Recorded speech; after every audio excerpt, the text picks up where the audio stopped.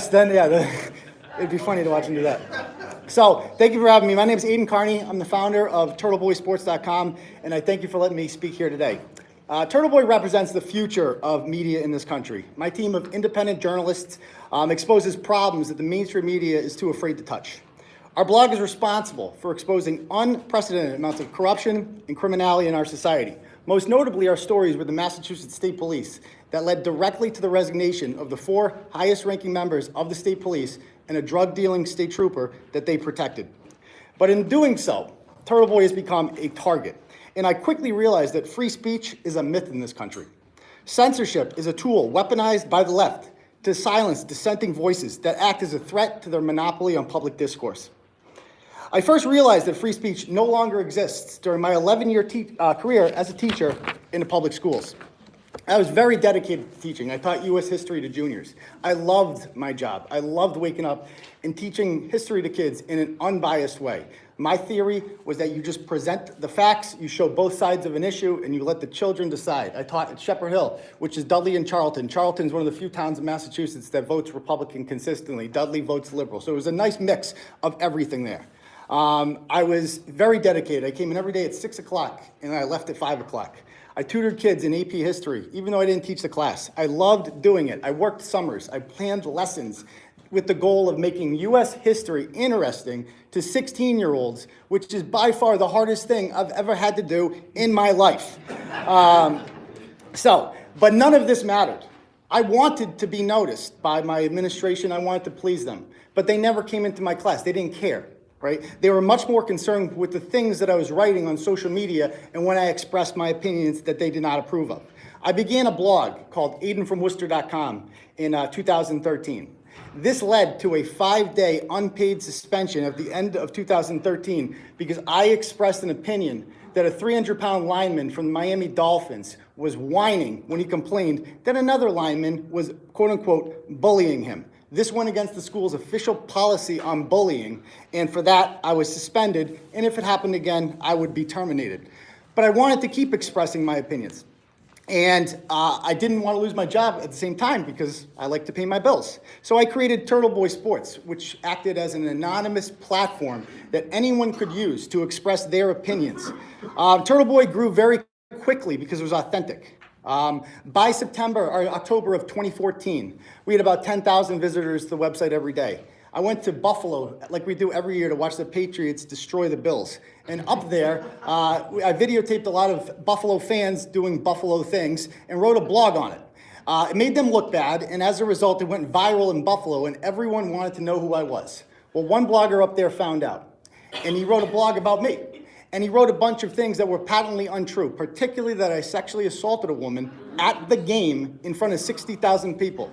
Now, this is completely asinine, obviously, but it didn't matter because the public prefers fake news to real news, and it spreads faster. And before you knew it, all of my students had read this blog. Every teacher in the school had been sent the blog. The school was receiving death threats. I had to be brought out of there by the Dudley police. They put me on paid leave while they figured out how to handle this before finally offering me a very generous severance package to walk away. I took it because I was sick of being censored as a teacher. And I used that money as a down payment to get my business started. I turned Turtleboy from a blog into a way of life. And I still use it today to feed my family and take care of my kids. Turtleboy holds no punches. We tell the truth in an unfiltered way that is not politically correct. We expose a lot of people that we refer to as ratchets and social justice warriors. We use our platform to, I'm not gonna lie, we publicly shame people for corruption and criminality. But it's not it's not Jerry Springer. We do it to act as a detriment to poor behavior. The fear of becoming what they call Turtleboy famous keeps people honest. I get messages from drug addicts all the time telling me that they do no longer do heroin because they fear being on the blog. I get messages like this all the time. We've done more to correct the opiate epidemic in the state than Charlie Baker has.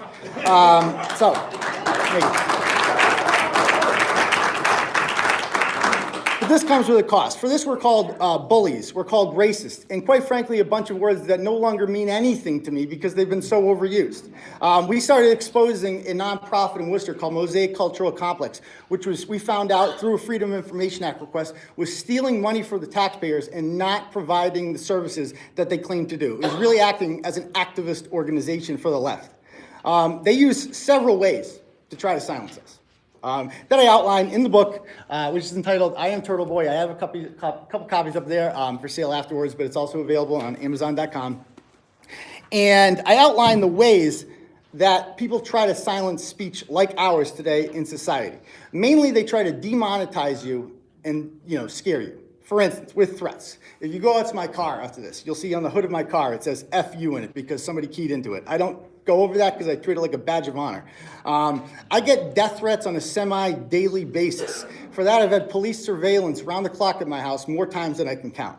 Like the Holden police know me better than anyone in town. I feel bad for them because I use their resources more than anyone else, but it is what it is.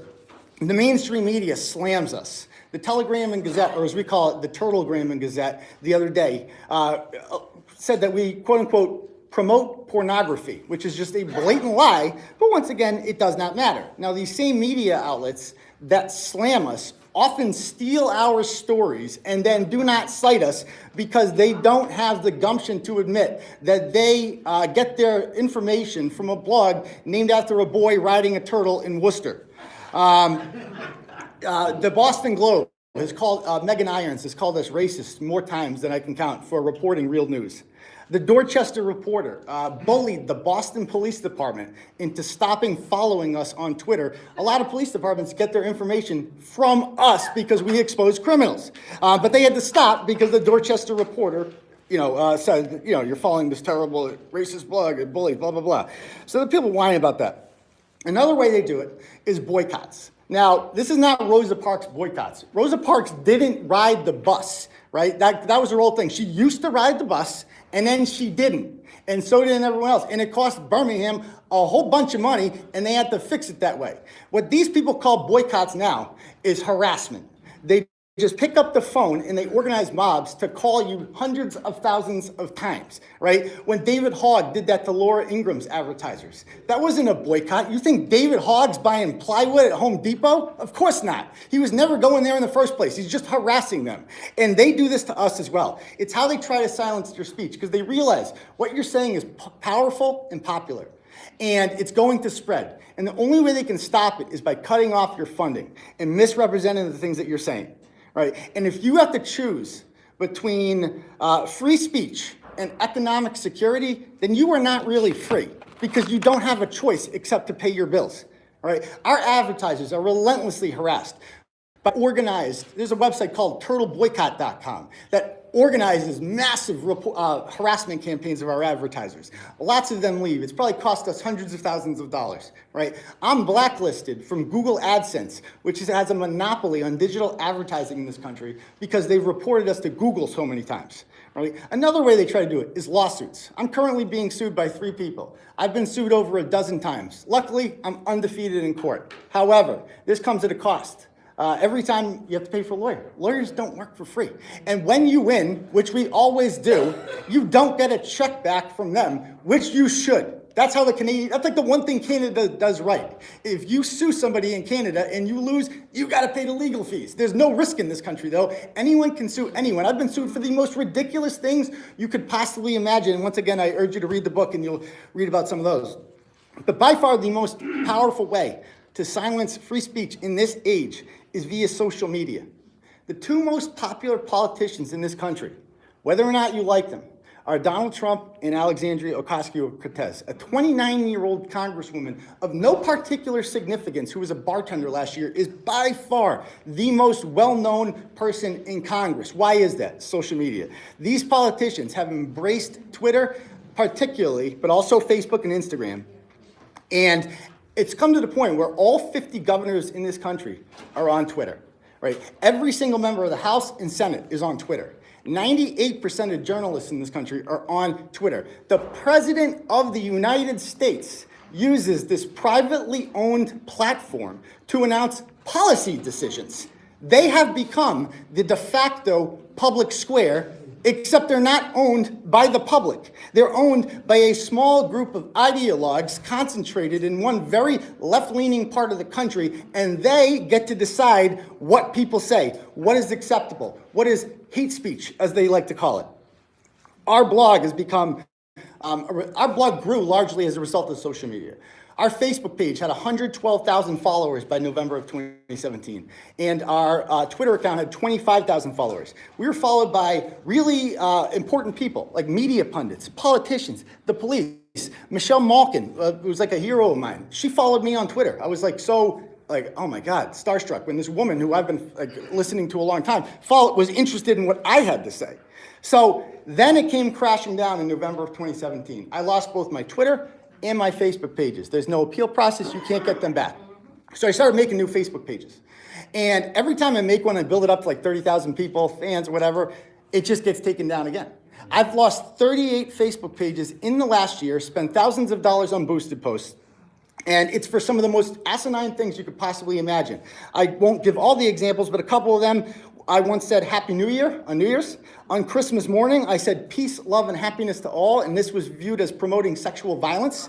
And most egregiously, I had a profile picture honoring murdered Yarmouth police officer Sean Gannon by putting up the thin blue line. They said this was hate speech. And Twitter is even worse. With Facebook, I can just make new accounts. With Twitter, I was banned for misgendering someone. If you're unfamiliar with that word, it means that you refer to a person by their biological sex. That is no longer allowed on their platform. And when you get banned on Twitter, you don't just get to create new accounts. They ban your IP address. My wife, who has nothing to do with my business, and my kids, who have nothing to do with what I do for a living, they're banned from Twitter because they live with me. All right? If you're not on social media, you might not get how Orwellian and dangerous this is to our democracy. Democracy requires the free exchange of ideas in the public square. Facebook and Twitter have become the public square, but they're not controlled by the public, right? They're powerful enough that Congress admits that foreign agents use them to try to manipulate voters, right? And banning people like me is how you keep the public misinformed, right? It's how you keep ideas. Like, for instance, during the Kavanaugh hearing, I had a lot of opinions on that. I could have spread my influence to people, maybe changed a couple minds. Maybe I tell them what happened in Buffalo to me and how unfair it is to just randomly believe people simply because somebody said it's true. But I could not spread those ideas because they took it away from me. What's next? Are they going to ban paper because you might write something bad on paper, right? Are they going to is Verizon going to outlaw us from speaking to each other because they don't like the content of the things they're saying? No, these are public utilities, and they should be treated as such by the government. And luckily, we have some new elected officials in this country, like Senator Josh Hawley, who just took out Claire McCaskill. And he represents hope because he understands it. He's young. He gets it. He's part of the social media generation. And eventually, these companies either need to be dismantled or treated as public utilities, because that is exactly what they are. Right? Social media is where elections are now won and lost. Trump is proof positive of this. I am convinced that he would not be president today had he not embraced social media better and before everyone else. As long as the liberals control it, they will always have that advantage, though, right? And they do, because it's privately owned by them, right? And if we allow them to control this public square, then they win. So how do you fight back against this, right? Well, liberals often donate. They donate money. They're very well organized and they're very well funded. Conservatives need to do the same. You need to donate to websites like ours and other independent media outlets that are telling the truth, because we're constantly under attack. I've had to pay so much money in legal fees. I constantly lose money from advertising, all this. But I have a donate button now. And some people just give $5-10 a month, right? Just because, you know what, they're like, I don't want to live in a world where this doesn't exist, where I can't read this. And the fact of the matter is it won't, because I have to pay my bills. And so that is my kind of call to action, if you will, is, if you're interested in reading more about this, I think I have about a dozen or so copies of this in the back. If I run out, it's also available on Amazon.com. It's got all 5 stars, and I promise you it will be the best book you've ever read. Very eye-opening. Thank you.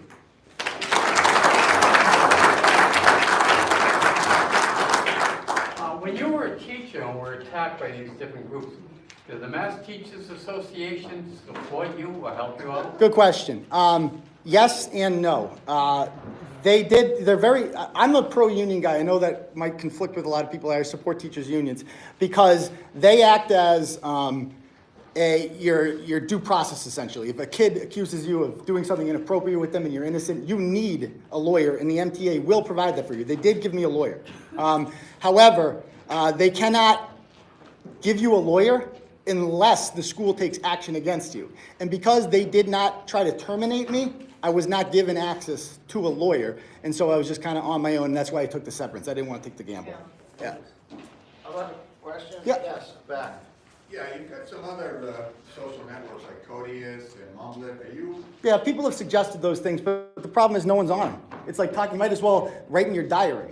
You know, it's like if people aren't out there and listening, because people always tell me, join MeWe, join Gab, or whatever. I go on there, no one's there. So it's like I'm talking to myself. You know, the Facebook and Twitter are monopolies because they have a monopoly of people. They have all the people in one place. And that's naturally what's going to happen, is you're always going to have one central place. My grand vision for the future is that there needs, and I hate to say it, but there needs to be like a government social media that operates with the First Amendment as the only rule of thought. So if you're not breaking the law, they cannot kick you off. It's like public and private schools, right? Like you can go to your public school, but if you don't like it, Facebook is your private school. You can go over there too, and they have different rules. But in the public school, in the public area, it has to, have a First Amendment basis to it.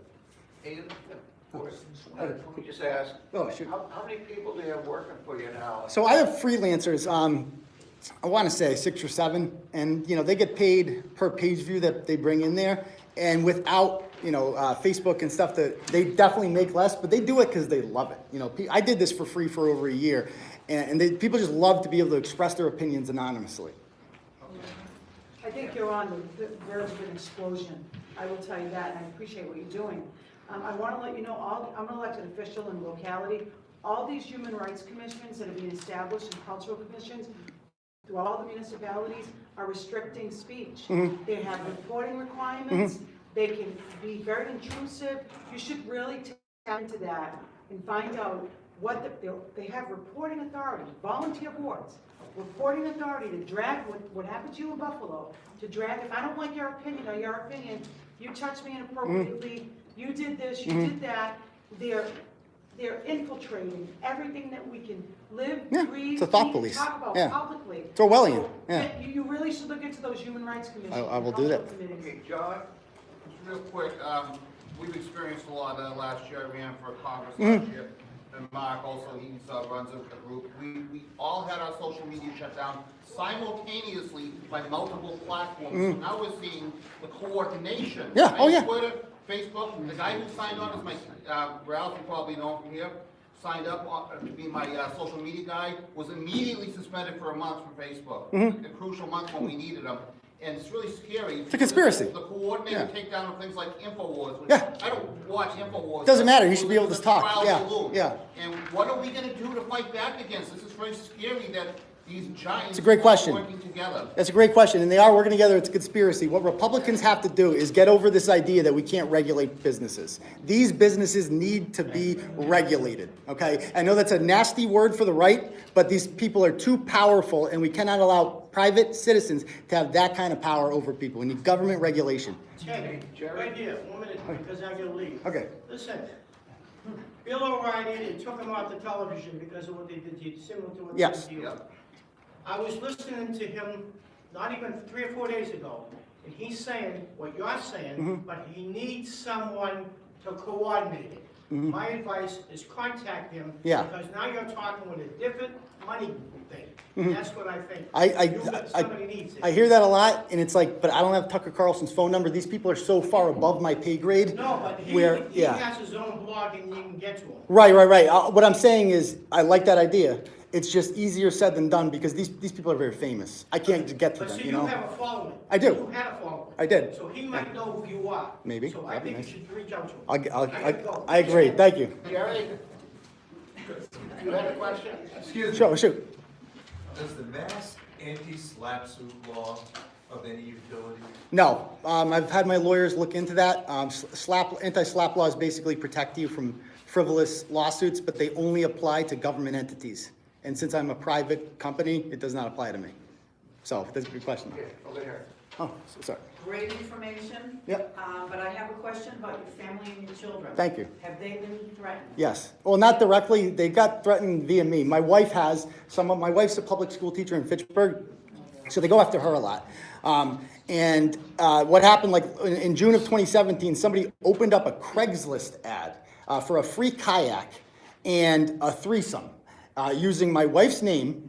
And they said it was a free kayak, so a lot of people would call, and they put my wife's school phone number as the contact. So her school got flooded with hundreds of calls for people looking to have an orgy. All right. And yes, I do fear in the future that they will come after my kids because they're too young to come after right now. It would be a bad look. But I do fear that because it's a scary world that we're living in. This is what happens to people that express, their opinions in our society today. Bob? You ever think of a radio platform? Yes, I'm on WTAG. I mean, not WT. I'm on 100.1 FM The Pike every Tuesday, but that's only in Worcester area. Howie Carr was going to enter into a partnership with me. I met up with him and Steve Robinson in September of this past year, and I was going to be on the show once a week. I was going to write a column for them. And then just abruptly, they said that the CEO put an end to that, and there was no explanation, so that was the end of that. But what I would recommend is contacting people like Howie and people like Jeff Cooner and saying, you got to get this guy on, because they respond to public, input. Yes. I'm involved in First Amendment activism at the street level, and everyone I know that we do this, we love your blog. Oh, thank you. Everyone loves Turtleboy Sports. I just wondering, have you ever considered actually using it to get people to come to events? If we have a free speech rally, or we want to go to the State House to oppose a red flag, let's say that they want to take your gun rights away. We get maybe 20, 25 people. If, like you said, hey, go to the State House and oppose the legislature there, we get maybe hundreds to show up. Yeah, I've done that. I've done that several times on the blog. Sometimes, politicians have actually paid for sponsored promotional ads where I, tell them, like, this guy's having a campaign fundraiser, go to his event, blah, blah, blah. I send people there. And so, yes, I have done that, and I plan to do it in the Last future. question, Patrick. Well, actually, just like 3 really quick thoughts. Okay. On that, maybe develop a calendar for Turtleboy Sports, that might be excellent, and get people. Calendar? Look at Like calendar. For events. for events, okay, Yeah, for public what's events, going on. right. Just one place to go, not individual blog posts. Mm-hmm. Second, for your family, a VPN, you can actually have a way to. I have match your one. IP address. They get by it. Oh. I got an expensive one too. I thought that would work. Oh. Twitter's powerful, man. And I just forgot to throw. Yeah. I like it. Okay, just, all right, thank you everybody for coming, and we have. Thank you, Gavin. Before you go, everyone has. How do I end this?